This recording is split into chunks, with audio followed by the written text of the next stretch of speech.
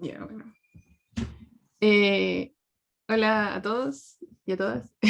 Bienvenidos a un nuevo capítulo en Área 41, Ciencia con Playlist, un espacio donde vamos a poder ver la ciencia desde otro ojo y sentimientos de buenos investigadores, conociendo sus experiencias y la influencia de la música en algún momento importante de sus vidas. Mi nombre es Camila Díaz, me acompaña Rodolfo Millán. Sí. Hola, el día de hoy tenemos un gran invitado, Alejandro Duarte Navarro, quien es doctor en Ciencias con mención en Biología Molecular, Celular y Neurociencias de la Universidad de Chile, y que investiga los mecanismos implicados en la enfermedad de Alzheimer, el estrés y la depresión.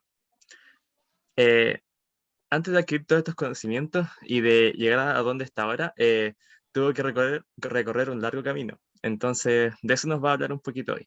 Bienvenido, Alejandro. Muchas gracias. Feliz de estar acá junto a ustedes. Acepté la invitación muy contento, así que soy todo suyo para esta entrevista. Gracias. Bueno, cuéntenos un poco primero de dónde es, dónde creció. Se me acabó la batería.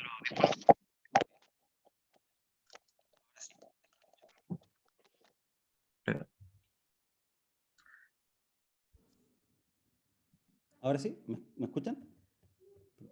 Sí, ahí se escucha, un Ahí poco me escuchan. bajito. Sí. Perdón. Sí, ahora perfecto. ¿Me preguntabas? ¿Dónde creció? En Santiago. Siempre he vivido toda mi vida, creo, en Santiago. He estado por meses, por viaje, que he sido afuera, pero me nacido y criado en Santiago.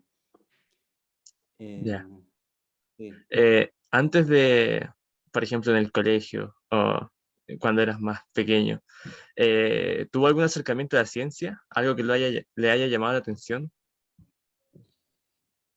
Sí, o sea, como algo curioso que mirando hacia atrás recuerdo es que una de las primeras carreras que se me ocurrió que podría estudiar, así como por voluntad propia, era ser arqueólogo.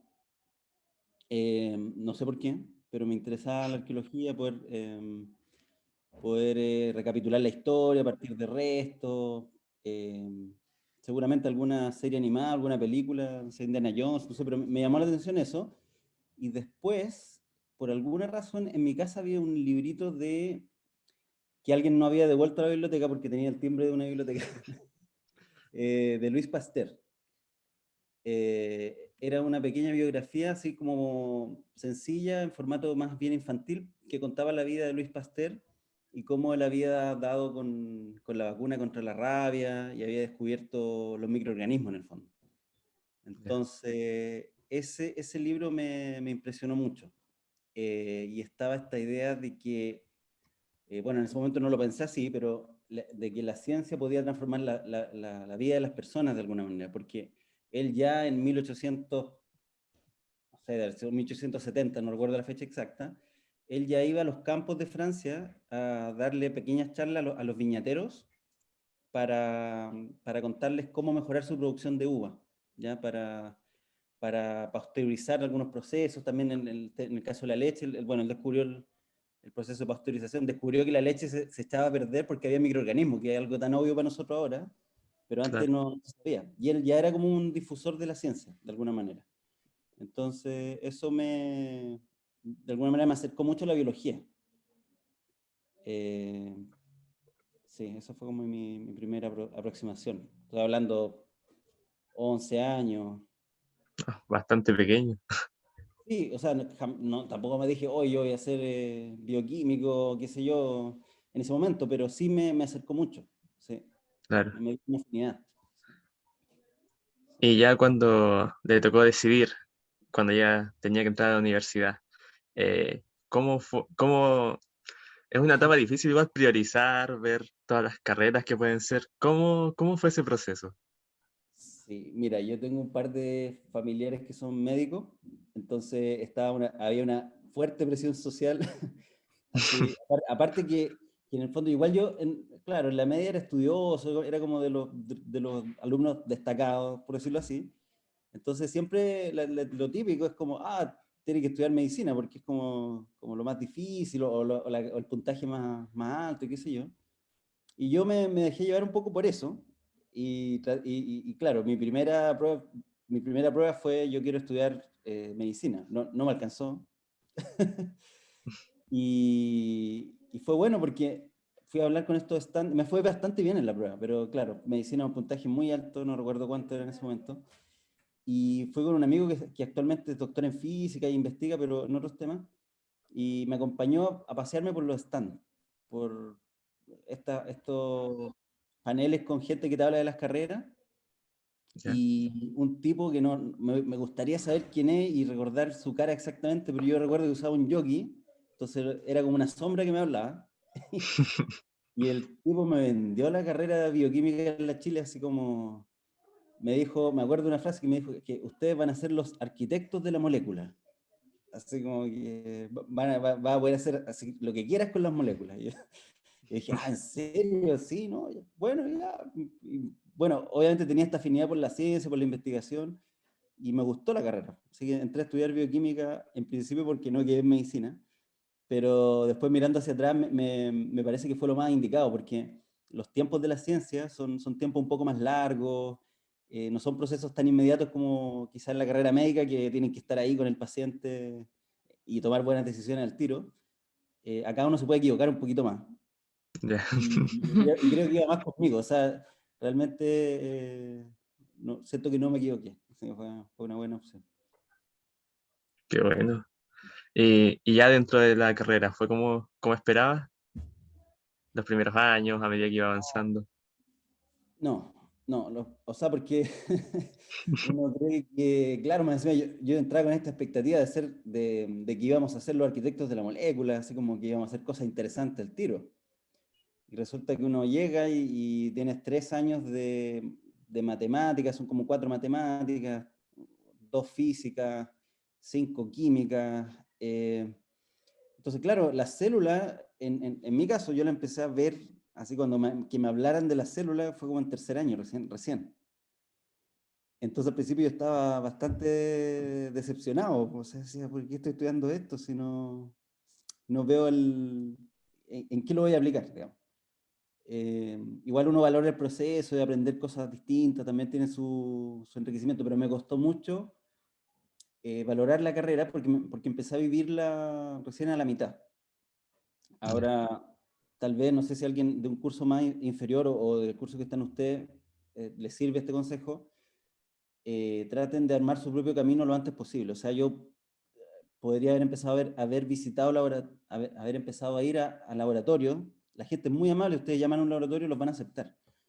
Mucho antes, o sea, yo podría haber estado desde primer año en algún laboratorio explorando, pero de alguna manera uno se deja llevar y también los ramos son un poco pesados y finalmente lo hice cuando estaba estipulado en la malla, digamos. Pero parece que ahora eso cambió, ¿eh? Ahora entran como con más, o sea, como con un acercamiento más biológico. Ya no es tan Ya. así. Sí. Eh, por último, sobre esta etapa, ¿alguna anécdota como que lo haya marcado En la etapa de universitaria? universitaria.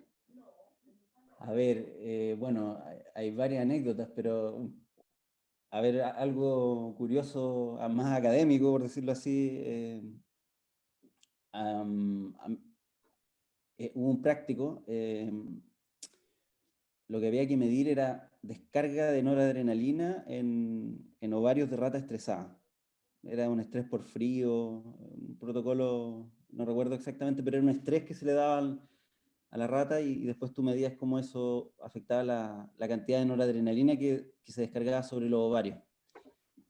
Y recuerdo que ya me inscribí en ese práctico, qué sé yo, pensé que no pasaba nada, en el fondo fui y resulta que la rata la teníamos que sacrificar junto al profesor y qué sé yo. Bueno, obviamente todo lo hacía él y lo hacía de manera súper rápida, la rata no sufría nada, pero recuerdo el impacto que me provocó el olor de la sangre, el sacrificio, así como que y salí pero convencido, convencido de que esto no era para mí, que yo no podía trabajar en laboratorio, por lo menos con esto, y que jamás, nunca más iba a trabajar con animales. Ya, Salí como muy, muy, muy choqueado. Y bueno, fue paradójico porque al final he sacrificado, no sé, muchas ratas. O sea, al final obligado a superar claro. esa tranca, digamos. Sí. Ya. Ahora vamos a pasar a la siguiente sección, que vamos a escuchar la canción, que también tiene mucho que ver con eso, una canción que escogió. Ah, Sí, sí, sí. Cami nos va a presentar la siguiente sección. Ya. Alejandro nos mandó dos canciones para las cuales nosotros escogimos una de Manuel García, La Gran Capital, y lo vamos a reproducir ahora mismo. Y después vamos a comentarla junto a él.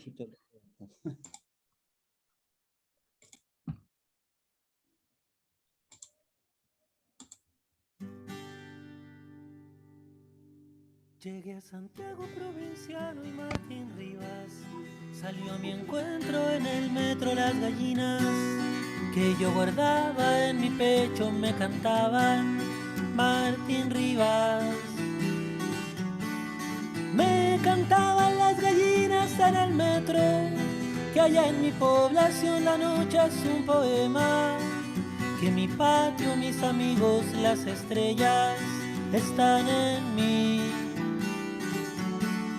Mi sombra apunta hacia el mopocho y mis zapatos dan con la prisa en la micro, en el peldaño, y en las esquinas con los ojos voy tomando fotografías.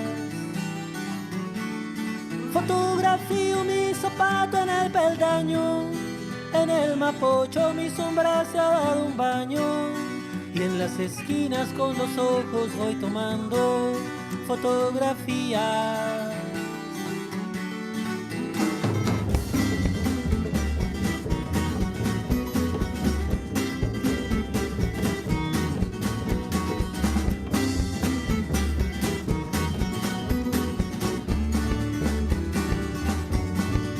Cuando era niño jugar a Gran Capital, y ahora en serio con los dados del destino voy avanzando los cuadritos de un camino en la ciudad.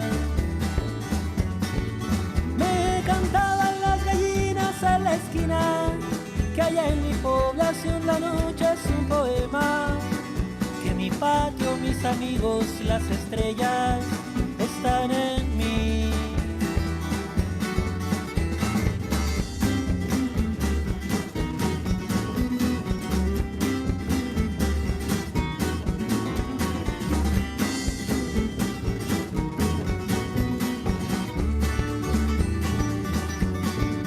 El diablo incendia las ventanas al poniente, y en el oriente una monja es la cordillera, que espera siempre a que abras las ventanas y las puertas.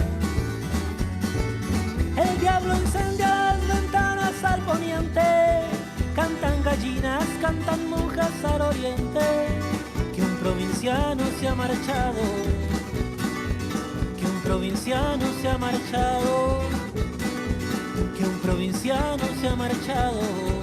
Oh, oh, ah.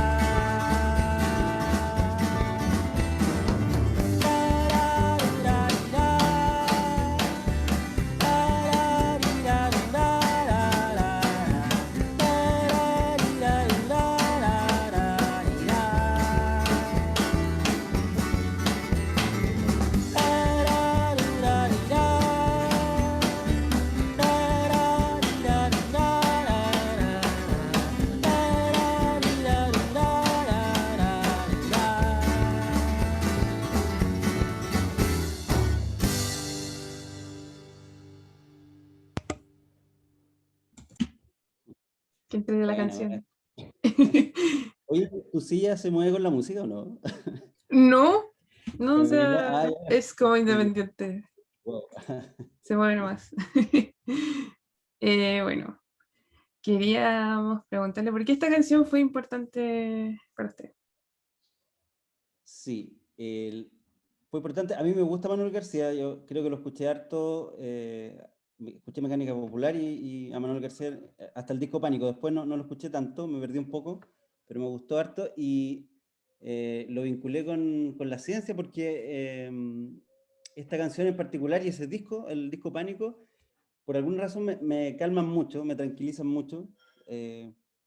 No sé, como emocionalmente me dan calma. Entonces, era un periodo en donde yo tenía que hacer muchos tratamientos farmacológicos a, a las ratitas. Estaba en mi tesis de pregrado todavía, terminándola. Y la verdad que nunca pensé que me iba a costar tanto confrontarme como a hacer un tratamiento en un animal. O sea, piensa usted que las jeringas son casi del tamaño de la ratita. Entonces, claro, parece fácil como ya, inyéctale, en ese momento eran antidepresivos. Pero me costó mucho, mucho. Entonces, por ahí me dijeron que tenía que estar más tranquilo porque de alguna manera los mamíferos perciben mucho el estrés y todas esas cosas. Entonces, cada vez que me tocaba, todos esos meses que me tocaban hacer tratamiento y todo, me iba escuchando esta canción como antes de empezar, digamos, me lo ponía en los audífonos y todo. Así que por eso me acordé, y me acuerdo, siempre que la escucho me acuerdo de ese periodo, de terminar la tesis, de los resultados, de trabajar con animal y todo eso, así que son buenos recuerdos. Me das cuenta que todo este proceso, trabajar con animales igual fue un poco difícil al principio. Queríamos por el mismo preguntarle que con respecto a la bioética, cómo es el trabajar con animales y qué opina al respecto. Yo creo que la bioética es fundamental. O sea, cuando vimos esos ramos en el pregrado, que te los pasan así como a la rápida, porque hay como otros temas que parecen más atingentes, uno no dimensiona lo importante que es y lo clave que es respetarla y entender la lógica que tiene, porque tiene como una sabiduría acumulada, o sea, no son normas porque sí, no son normas arbitrarias, sino que realmente la comunidad científica ha ido mejorando las maneras de trabajar con animales y en el fondo minimizar el sufrimiento animal, porque en el fondo es como un servicio que nos están prestando, ¿no es cierto? Como especie humana consideramos que vale más el riesgo de ello que el de un ser humano, ¿no es cierto? Entonces, ahí aparecen estos principios que sí me explicaron siempre en la carrera de las 3 Rs, que es reemplazar, reducir y refinar. O sea, la primera R, reemplazar, es tratar de hacer todo lo posible, pero no tener que ocupar un animal para tu estudio. O sea, si que te sirve un modelo computacional, un cultivo de células, ensayo in vitro, pero no usar un animal. Pero si ya es imposible, usas un animal, pero tienes que hacer después todo lo posible por reducir el número. Entonces está reducir, o sea, ocupar la menor cantidad de animales posible y ser súper riguroso con eso. O sea, no sacrificar un experimento porque no alcanzaste a llegar, porque eso significa que se perdió en vano una rata, por ejemplo. O sea, siempre hay que tenerlo en cuenta, como organizar bien los tiempos. Y después que tú ya haces el número, digamos, justo de animales, idealmente, tienes que refinar todos tus protocolos. O sea, cada procedimiento que tú haces tiene que generarle el menor dolor posible a la rata, siempre que se pueda anestesiar.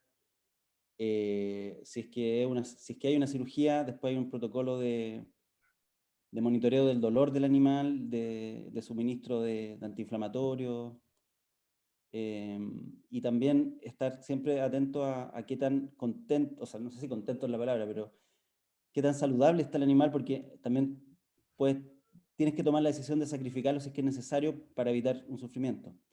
Y eso, hay operaciones, a mí no me tocaba hacer procedimientos extremadamente complejos en donde la rata, por ejemplo, tenga que tener una cánula por muchos meses o electrodos, que eso se hace. Y en ese caso hay que ser muy transparente en que si tú ves que el animal sufre, tienes que sacrificarlo aunque pierdas el experimento. Y eso parece trivial, pero es una decisión para un estudiante de doctorado que está apretado por el tiempo y que se le van meses haciendo un experimento. Claro, sacrificar una rata parece así como terrible, pero en ese sentido, como científicos, tenemos que tener esa dignidad del animal súper presente.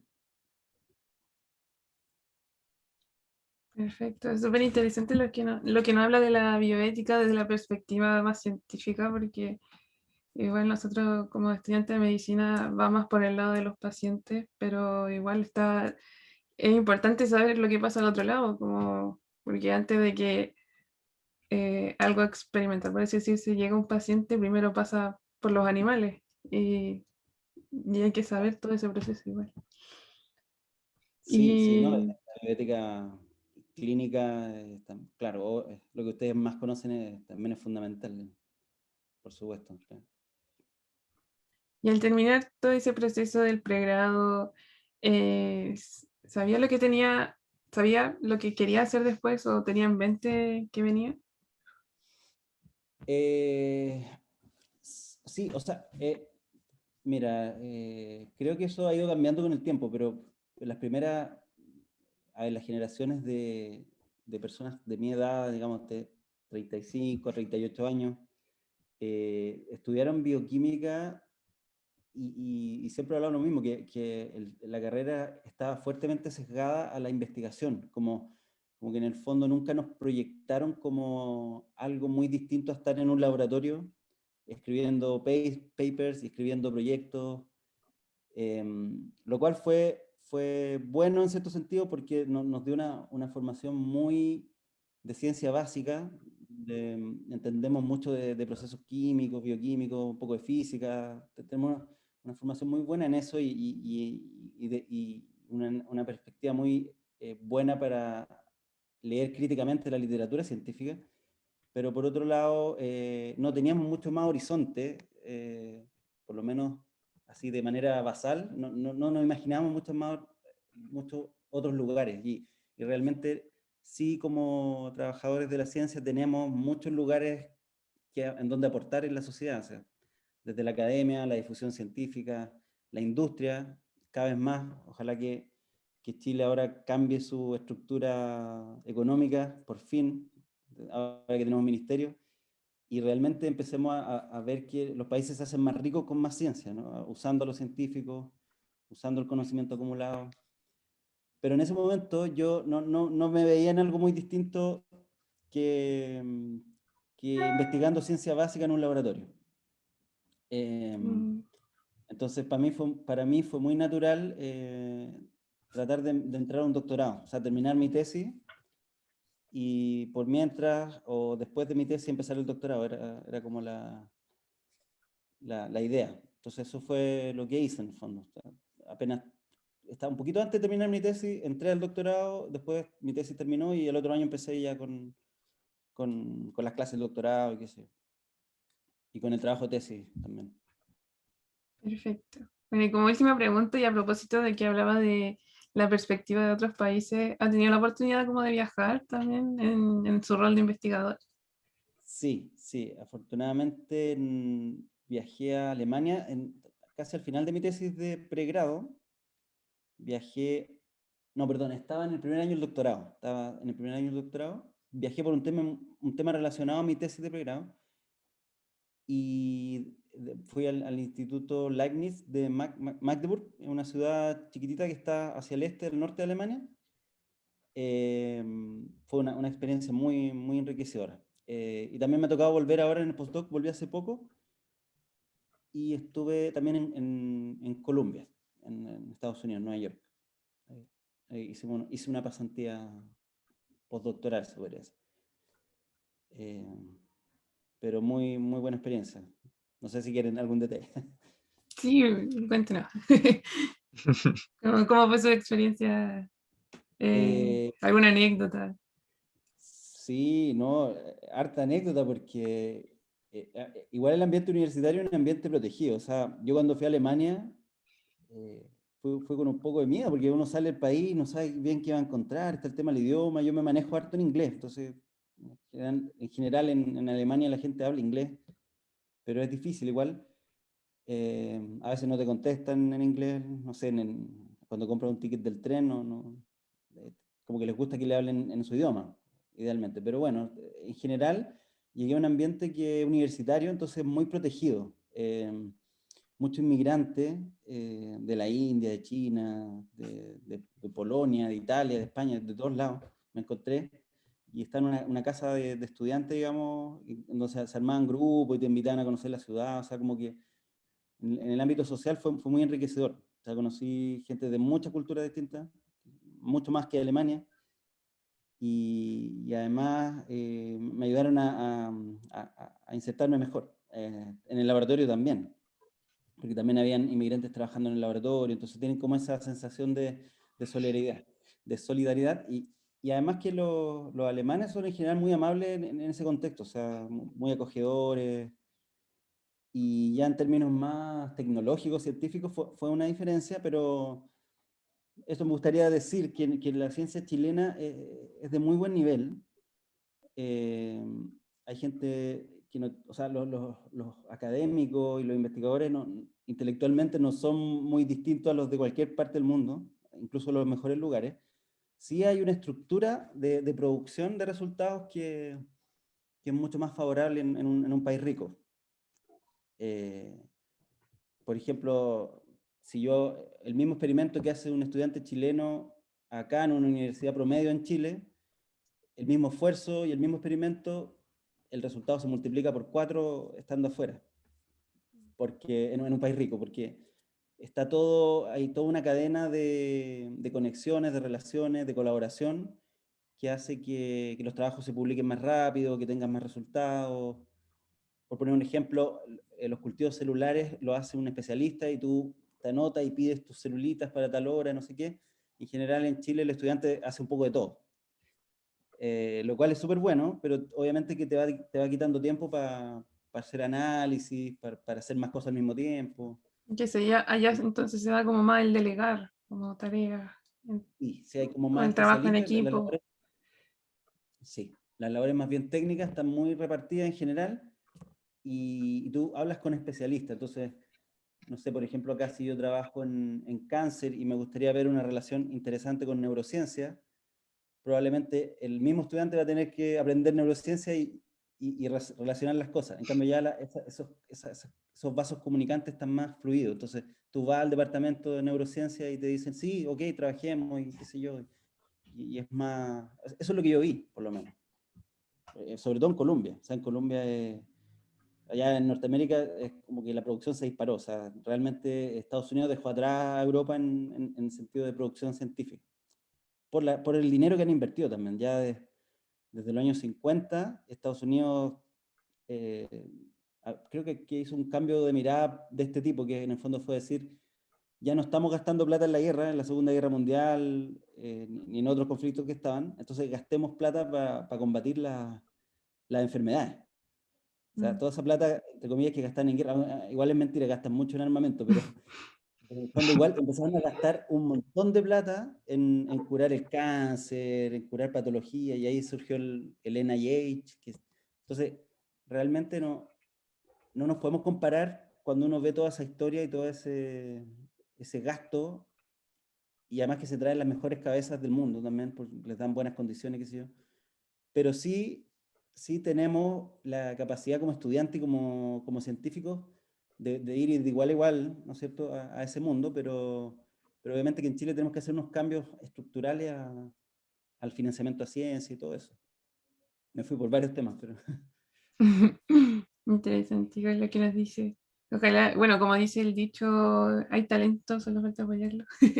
Así que No, y ahora en regiones, o sea, afortunadamente ahora Chile está en una etapa de cambio súper interesante, en donde yo creo que una de las consecuencias más importantes que va a tener todo este cambio es que vamos a descentralizarnos de manera importante, ¿no es cierto? Porque obviamente en regiones está todo un potencial que no ha sido aprovechado suficientemente, simplemente por cómo está armado el país ahora. Entonces, eh, yo creo que se viene un buen cambio ahí.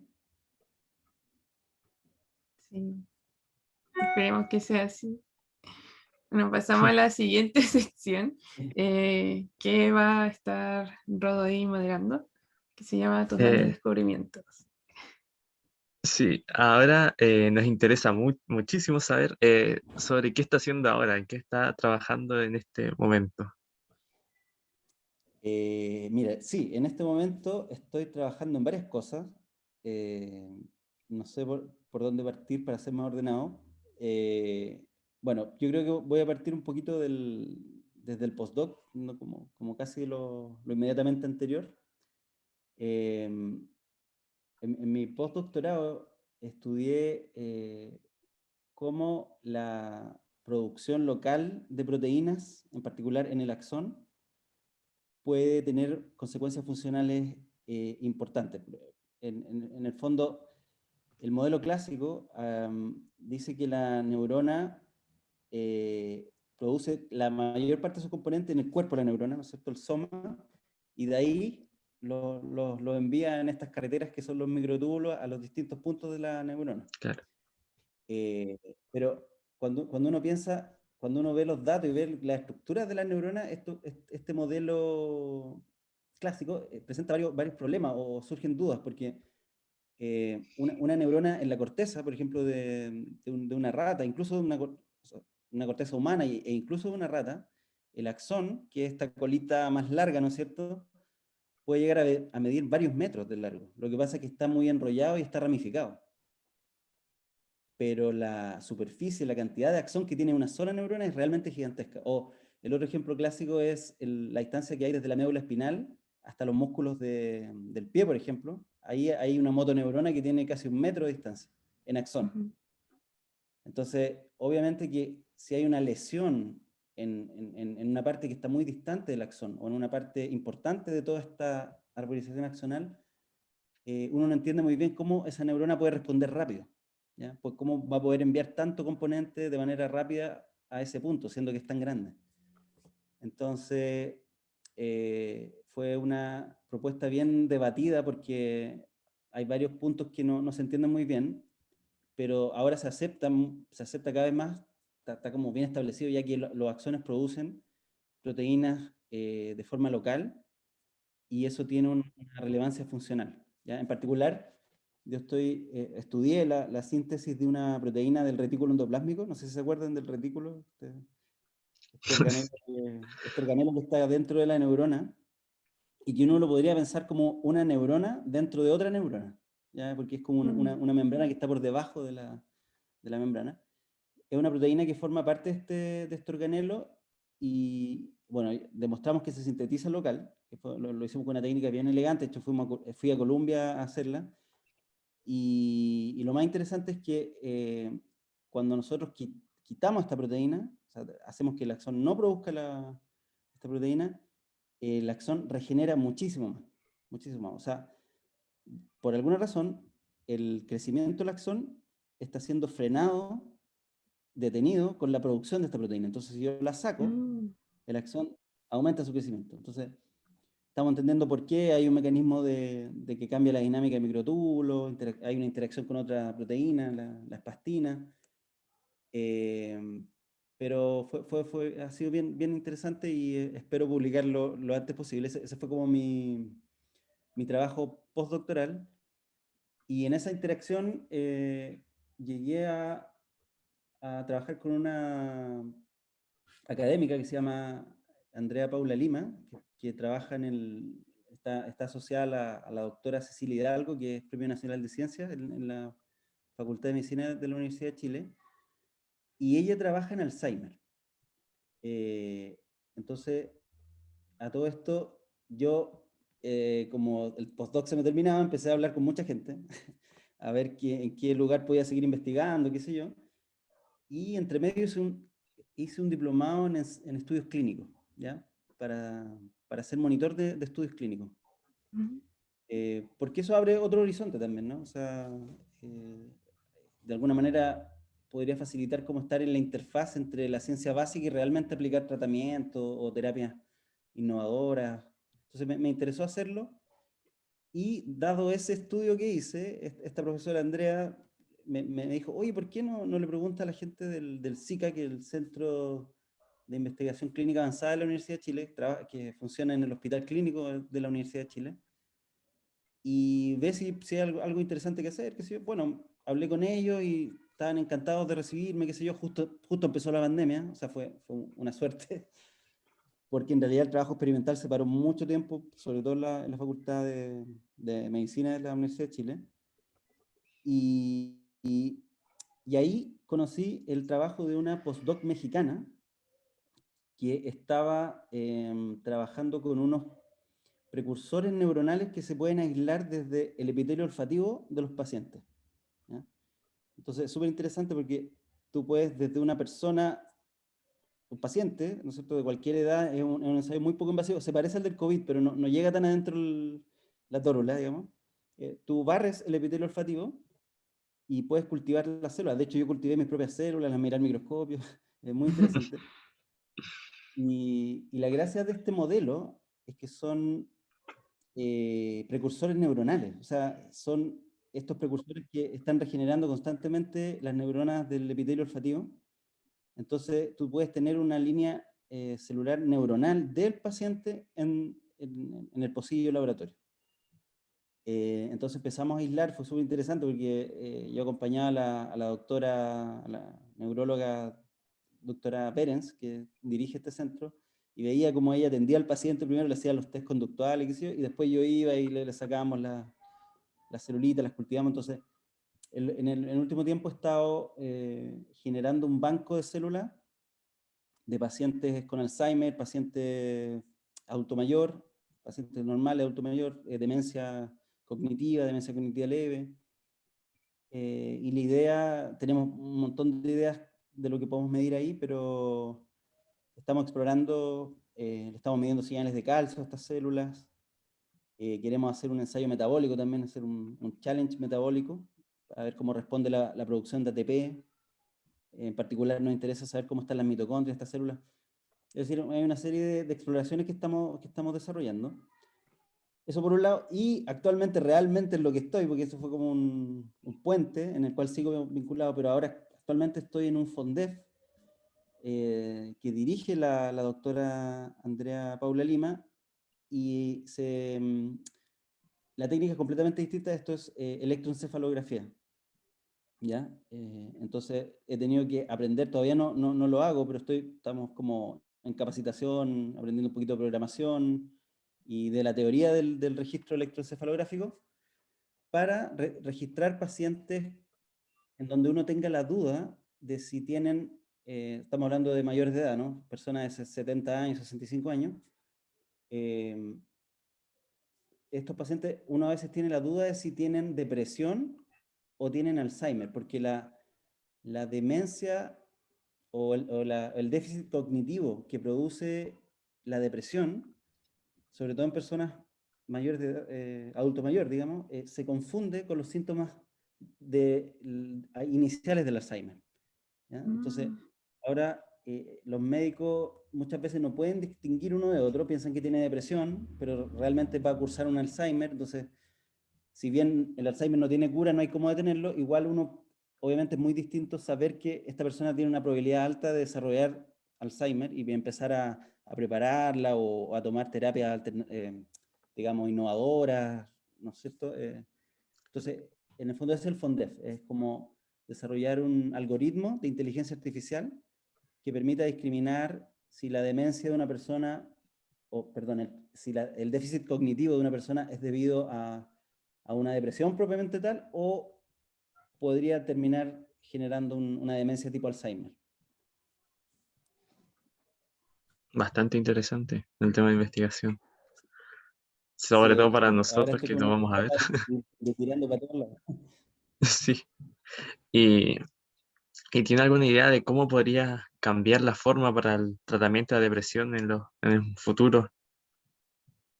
¿Ha investigado sobre eso? Sí, mira, ahora a mí la depresión fue el tema que más me interesó siempre. Yo creo que me fui por el lado de la neurociencia para entender el trastorno depresivo, para poder aportar en eso. Igual con el tiempo me he ido alejando, o he ido tomando ramas, pero siempre lo tengo ahí como en el horizonte. Siempre estoy leyendo un poco y tratando de vincular lo que hago con eso. Eh, el problema de la depresión, a diferencia de una enfermedad neurodegenerativa, es que es el contexto, tanto el organismo de la persona como un todo, todos sus sistemas biológicos, digamos, y además el contexto cultural de esa persona, sus costumbres, su horario, sus hábitos, tienen mucho que ver con la enfermedad. Entonces, por ponerlo de manera más gráfica, la degeneración producto del Alzheimer, yo me puedo llevar a la persona a la punta del Everest y el Alzheimer va a seguir avanzando, ¿no es cierto? O sea, es como que siempre hay una influencia del ambiente, pero hasta cierto punto. Entonces, hay enfermedades en donde el ambiente tiene mucho que ver.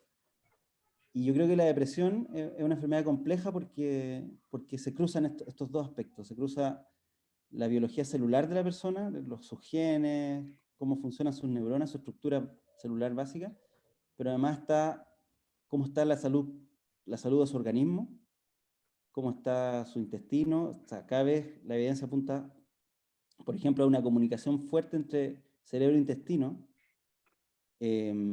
cómo está su sistema circulatorio, cómo está su sistema muscular, y después tenemos, ¿no es cierto?, en qué contexto vive. Entonces, una persona que está deprimida con un estilo de vida, teniendo la misma biología, yo la tomo, la pongo en otro contexto y resulta que la depresión se va. Entonces, por eso es compleja la depresión. Es compleja de abordar, de manejar. Y yo creo que la mirada que se va ganando con el tiempo es tener una mirada cada vez más integral. O sea, entenderla como... O sea, nosotros también como neurobiólogos tenemos que entender este cruce entre biología y cultura de alguna manera, ¿ya? Y lo que podemos atacar nosotros son mecanismos celulares, ¿no es cierto?, que promuevan una adaptación, pero obviamente que no vamos a generar un tratamiento, un fármaco que haga feliz a las personas, porque eso no depende de nosotros.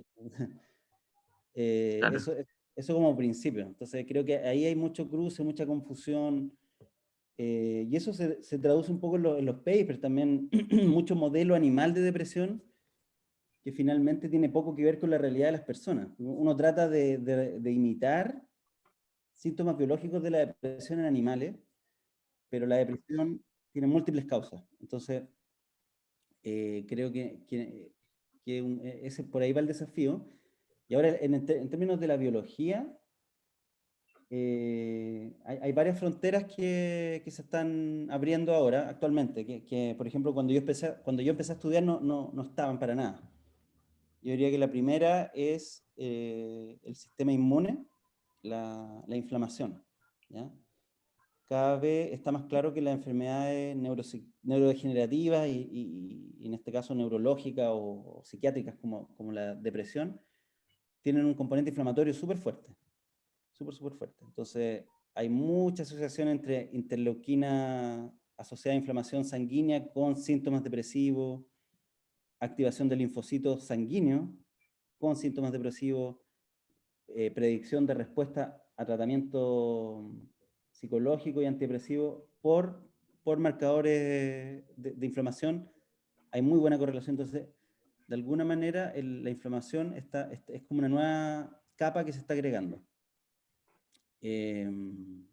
Y eso también se vincula mucho con el estrés oxidativo. La inflamación y el estrés oxidativo van bien de la mano. Entonces está el tema de los antioxidantes.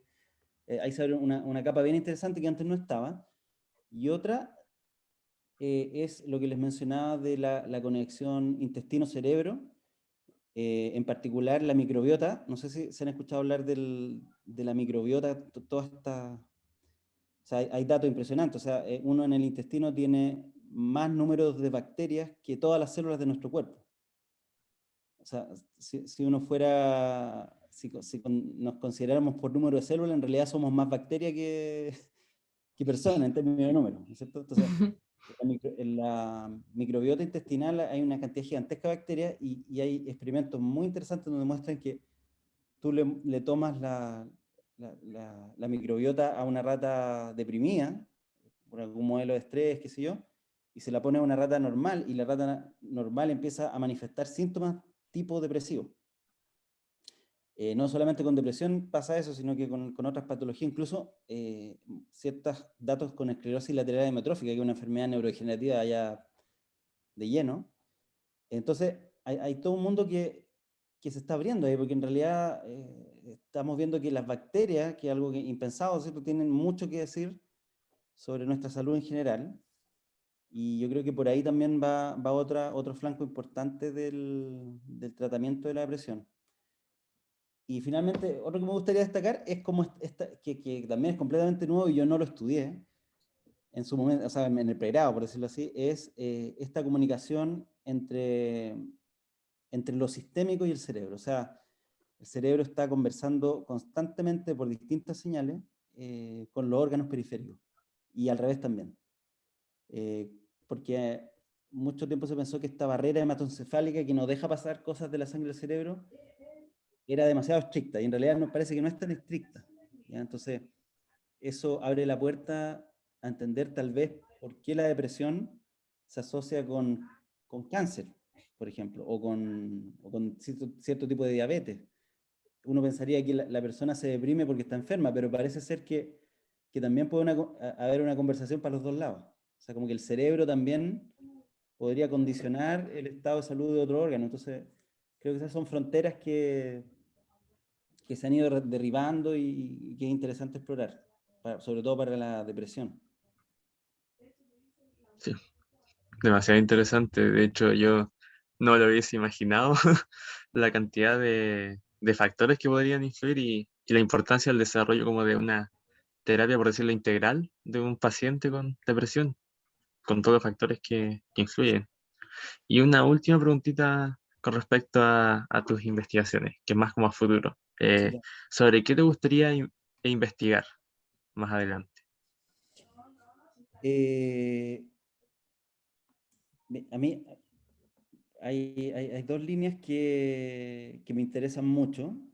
La primera es la más inmediata y de hecho es el tema que desarrollé en mi proyecto de iniciación. O sea, estoy postulando, ojalá me lo gane, pero lo que planeo estudiar ahí es cómo las vesículas extracelulares, que también es otro mundo, porque antes, 20 años atrás no se conocían para nada, son unas vesiculitas que liberan prácticamente todas las células de nuestro cuerpo y que son como, para que lo imaginen, una célula en miniatura, ¿no es cierto? Que como un décimo de una célula, un veinteavo de una célula, y que se llaman exosomas, más comúnmente. Y estos exosomas tienen una membrana alrededor y adentro tienen proteínas, tienen enzimas, y en particular tienen unos ácidos nucleicos, unos RNAs que regulan de manera súper potente la expresión de muchas proteínas.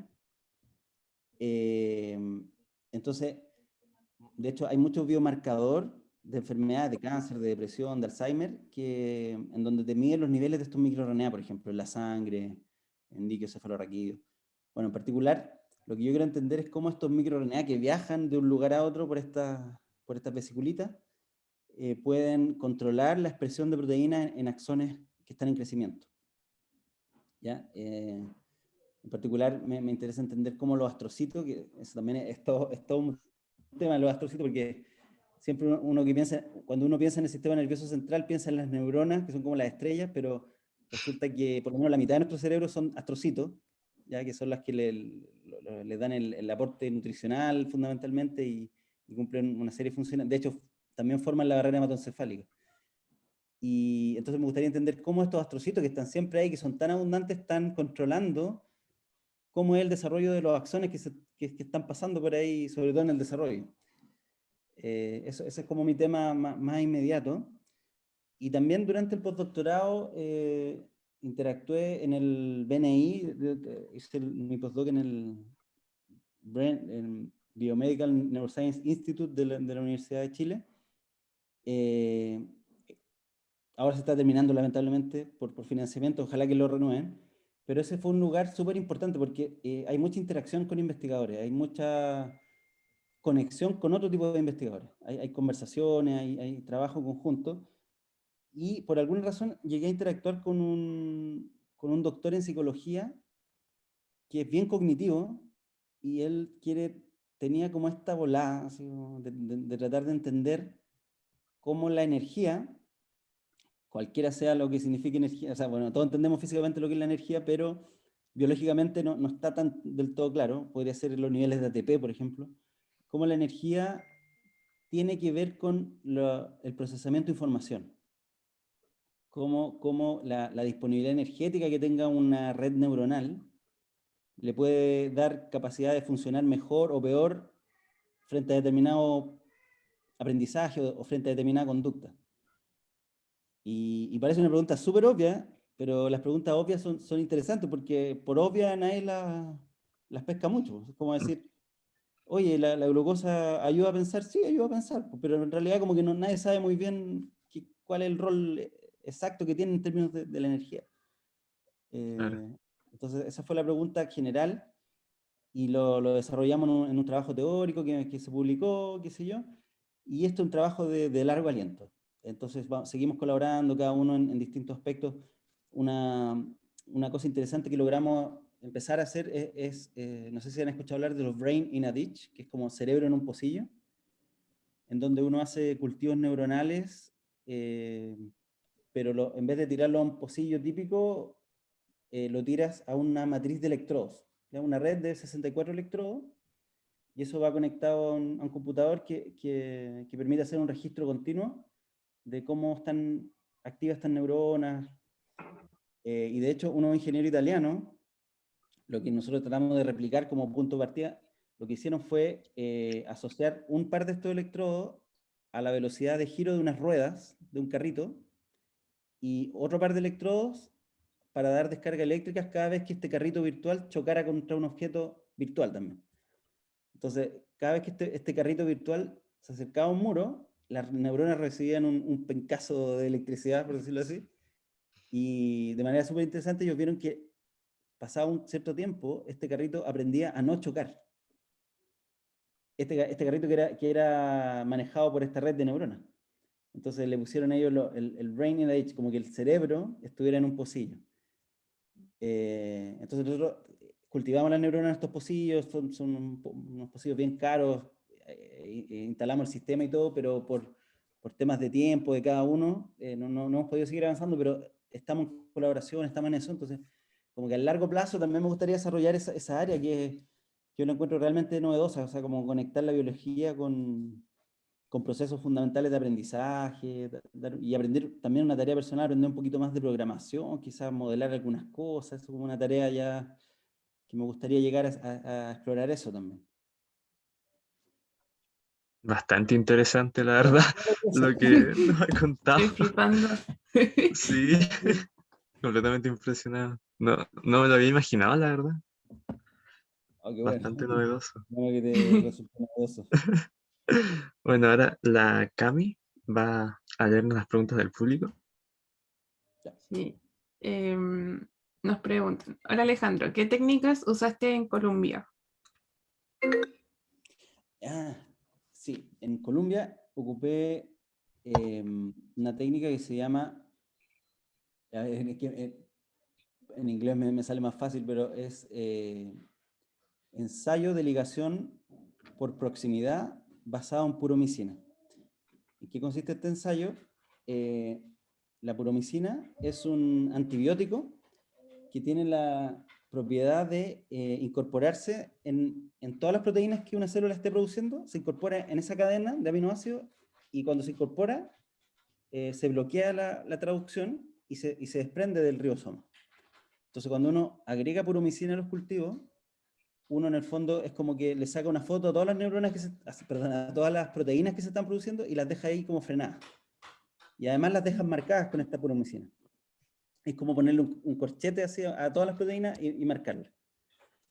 Entonces, ocupando unas cámaras de microfluido en donde uno puede poner este compuesto solamente en los axones, ¿no? y puedes estar 1000% seguro de que no estás poniéndolo en los somas ni en las dendritas, sino que solo en los axones. Nosotros le damos este pulso de puromicina a la célula y después tú, con un anticuerpo contra tu proteína de interés, que en mi caso era esta proteína de retículo, qué sé yo, tú puedes detectar esta proteína de interés, puedes detectar también el corchete que le pusiste, que es la puromicina, y si están suficientemente cerca, por eso es ensayo por proximidad, van a producir una señal luminosa. Entonces, ¿Qué significa que se produzca esta señal luminosa? Quiere decir que en ese lugar se produjo esa proteína, se sintetizó, ¿ya? Y es muy local, o sea, no, todo lo que brille es que se produjo en ese radio, no viene de otro lado, ¿ya? Hay varias maneras que se demostró eso. Entonces una técnica súper nueva, fue un laboratorio que es pionero en esa área. Ellos estudian síntesis local de proteína en el contexto de Alzheimer. O sea, tratan de ver que estos procesos locales tienen relevancia para el Alzheimer. Y fue súper bueno, o sea, funcionó el experimento, tuve suerte, estuve un par de semanas, un poco más de un mes, y hice mucho cultivo, o sea, funcionó todo, tuve harta suerte, así que salió súper bien, fue una buena experiencia esa. Qué bueno. Y bueno, la otra pregunta es, ¿qué enfermedades se relacionan con el mal funcionamiento de la síntesis local de proteínas? Que estaba hablando, que fue parte de uno de sus trabajos. Claro, mira, algo que está muy estudiado es su posible conexión con el Alzheimer y con neurodegeneración, porque resulta que muchas señales que le dicen, a ver, las neuronas en general en estas enfermedades que progresan lento o sea, que son progresivas, en general son lentas. Las neuronas no mueren como por un estallido o un choque osmótico, no, mueren de a poco y de hecho deciden morirse. Hacen apoptosis, que se llama, ¿no es cierto? Es una muerte programada. Entonces, hay muchas señales de muerte que vienen por el axón. O sea, la neurona decide morirse porque el axón recibe alguna señal de muerte y esa señal viaja de manera retrógrada, llega al cuerpo de la neurona y la neurona muere. Entonces, hay varios trabajos que muestran que esta señal de muerte depende de que en el axón se produzca un factor transcripcional, se sintetice local, un factor transcripcional es una proteína, entonces se va a producir en el axón y va a viajar y va a matar a la neurona. Entonces, si uno puede inhibir esa síntesis, efectivamente las neuronas viven más. Es una manera de bypassear un poquito la muerte de esas neuronas. Entonces, eso se ha estudiado harto en el contexto de Alzheimer, se han estimulado animales y cultivos con beta-amiloide, que es este agregado que aumenta en el Alzheimer. Pero también esto, yo creo que tiene algunas salidas para esclerosis lateral amiotrófica, o sea, igual es un campo relativamente nuevo, o sea, ahí falta el aporte. Y algo que me gustaría agregar también, que por mi experiencia también en el laboratorio, o sea, muchas de las cosas que pasan en el cuerpo de la neurona no pasan en el axón. Entonces, señales que son de crecimiento en el axón son de no crecimiento en el cuerpo de la neurona. Hay como una señalización opuesta. Entonces, nuestros medicamentos, nuestras terapias, no están contemplando actualmente la producción local de proteínas, sino que te tiran un medicamento que va a afectar a todas las neuronas en el fondo, ¿no es cierto? Va a ir a bañar a todo el cuerpo. O las terapias con lentivirus, que ahora las terapia génica, que ahora hay evidencia que están funcionando de a poquito, también están basadas en que las cosas llegan al cuerpo, a la neurona, y de ahí se reparten.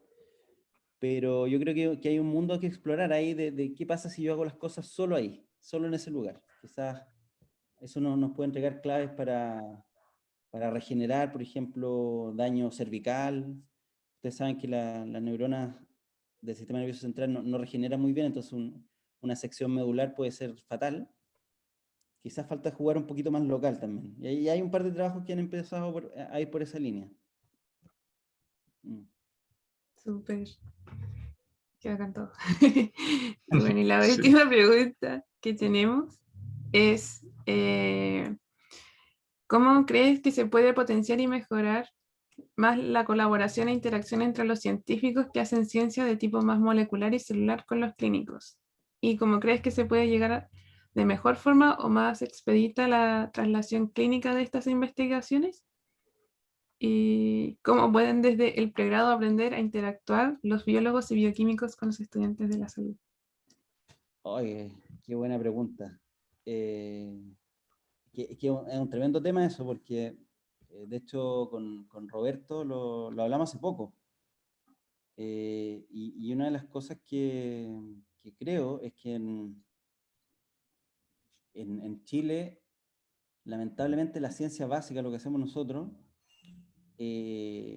está tratando de entender enfermedades, pero no está tratando de curar enfermedades, que es un poco distinto, porque uno lee muchos proyectos Fondesit, y me incluyo, y tú vas a ver que dice, y esto podría servir para curar el Parkinson, y esto podría curar un cáncer, y esto, entonces, claro, uno da la idea de que el Chile está gastando ciencia para curar enfermedades.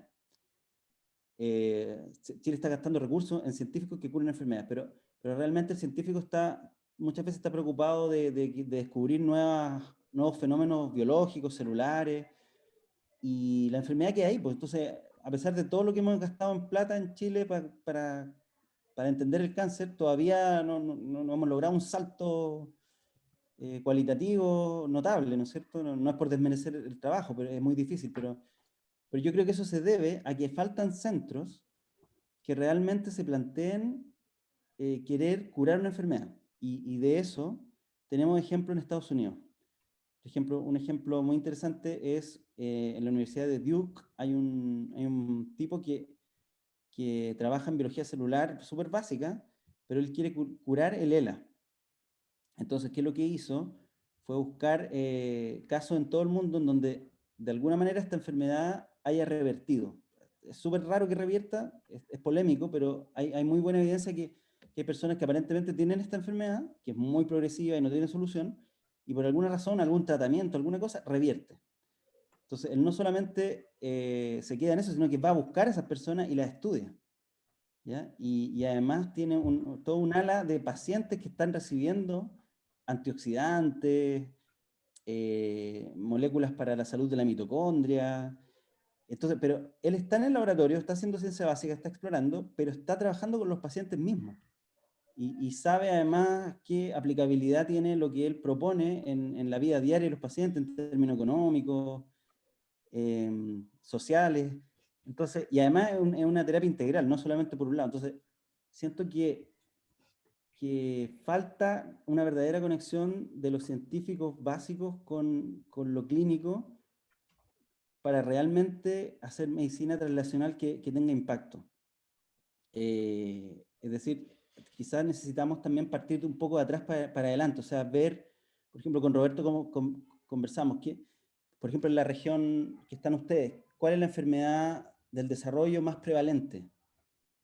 Tal, ya, vamos a ver esos casos y contactar a las personas, hablar con los especialistas médicos que las atienden y decir, mira, vamos a tratar de resolver este tema, vamos a hacerles perfiles genéticos a ellos, vamos a comparar esa literatura con otros lados de otro lugar del mundo, vamos a tomar células de estos pacientes. Ahora uno puede tomar células de cualquier lado y es caro, pero se puede, y lo cultiva en laboratorio, puedes secuenciarla, puedes tirarle medicamentos a las células del paciente. Entonces, siento que eso es así como un abordaje así como de artillería pesada contra una enfermedad, es algo que yo siento que falta y que se podría desarrollar, y yo creo que si ustedes tienen la posibilidad y la inquietud, vayan a hablar con científicos y tienen que perder el miedo a jugar. O sea, a veces los laboratorios como que asustan un poco por las técnicas, porque todo es muy, preciso, ¿no es cierto? Como que toma tiempo aprender, pero también los científicos somos gente como muy abierta y nos gusta jugar también un poco. Entonces, ir explorando, ir yendo a los seminarios, proponer ideas, sobre todo que son jóvenes y tienen tiempo. O sea, pueden empezar a hacer un camino nuevo en ese sentido. Eso fue lo último. Muchas gracias por responder esa pregunta, que igual nos interesa a nosotros como estudiantes de carrera de Sí. salud, poder Yo no sé, involucrarnos igual más en la ciencia.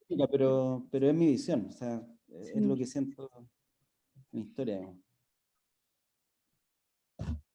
Bueno, eso ha sido el capítulo de hoy. Espero. Muchísimas gracias. Muchísimas gracias por su disposición. Yo creo que ambos disfrutamos, Rod y yo, disfrutamos bastante Sí, la bastante. conversación. Estuvo muy interesante Yo todo. también, muchas gracias, un gusto, de verdad. Feliz de ayudarlos si necesitan otro entrevistado o quieren aprender algo, cualquier cosa. Como dijo Roberto, hicimos el contacto, así que si vienen a Santiago o yo voy para allá, pues nos podremos ver alguna vez. Perfecto, muchas gracias.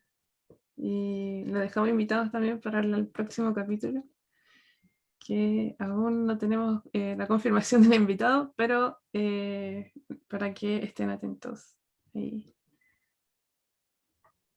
Y eso. Y eso. Muchas Gracias, gracias. estén muy bien. Nos Chao. vemos. Chao, chao. Muchas Chao. gracias.